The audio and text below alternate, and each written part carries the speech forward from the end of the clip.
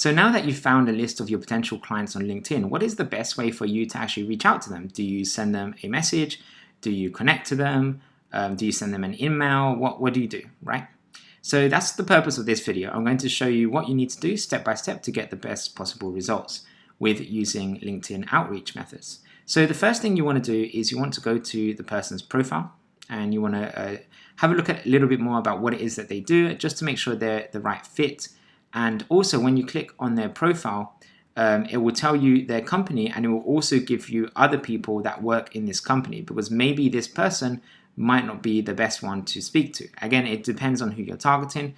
In this case, I'm going to target the managing director, and this is definitely the right person, but sometimes you might get partners or you might get people that specialize in different areas of the business. So they're the ones that you kind of want to focus on. So in this case, it looks like Julia is the right person if I wanted to target this company. And what I would then do is connect with Julia before doing anything else. So to connect to her, I would click on this arrow box here and then click on the connect button. And then this is super, super important. You do not want to just click on send invitation. You want to write a personalized message. And in the personalized message, you do not want to sell to them. Again, really, really important. You just want to provide value. You want to keep it short and simple. And you just want to be helpful and friendly. So there's lots and lots of different ways you can send an initial connection message to someone on LinkedIn. If I'm doing this and I've checked out their profile and their website and the business a little bit more, I might say something along the lines of, hey Julia, I had a look at Total Wardrobe Care and love what you're doing. And if there was anything specifically I saw from her website or her LinkedIn profile that caught my eye, I might also mention that here. And then I'll just say something like, I would love to connect and stay in touch on LinkedIn.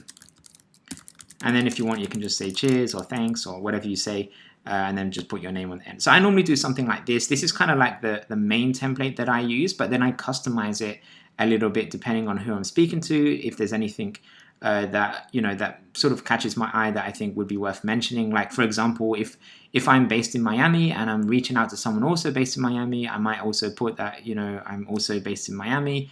Or if they have a picture of like a dog or a cool background, or they're doing something, I might mention that as well in my invitation. Basically, I want the invitation to look human, and I want it to look like I'm not just adding anyone and everyone, that I've actually connected and I want to connect to this person. Because I am interested in actually connecting to this person. I'm not just randomly adding people, which is what some other people do, and then people get annoyed by that, and you actually don't get any good results, and people tend to ignore or decline your invitations.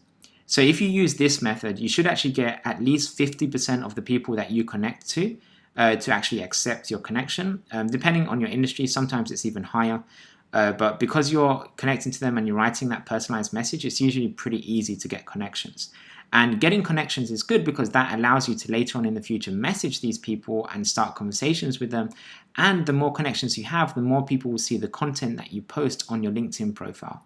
So there's lots and lots of benefits of building up your connections on LinkedIn. So if you do have less than 500 connections, you definitely want to be doing something like this to build up those connections. Because there's just lots and lots of good reasons for why you should be doing that, especially if you're connecting to the right kind of people. So the next step for you is to go through the list that we have here. Let me just load it up.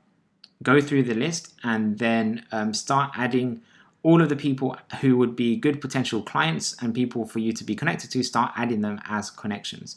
And one of the things you can also optionally do is everyone you add as a connection, you can also save it as a lead for you to remember who they are later on. So this is optional. I usually do save it as a lead, at least initially, so I know who I've connected with and who I haven't. So anyone I've saved as a lead, I know I've connected to them, and anyone who isn't saved as a lead, I can then connect to them. So that's all you need to do for now. Start building up your connections, and in the next video, I'm going to show you how you can start a conversation with your prospects in the right way, so that you can actually get the best results on LinkedIn and start talking to people in a non-salesy and a non-annoying way, and actually build up real quality relationships with people.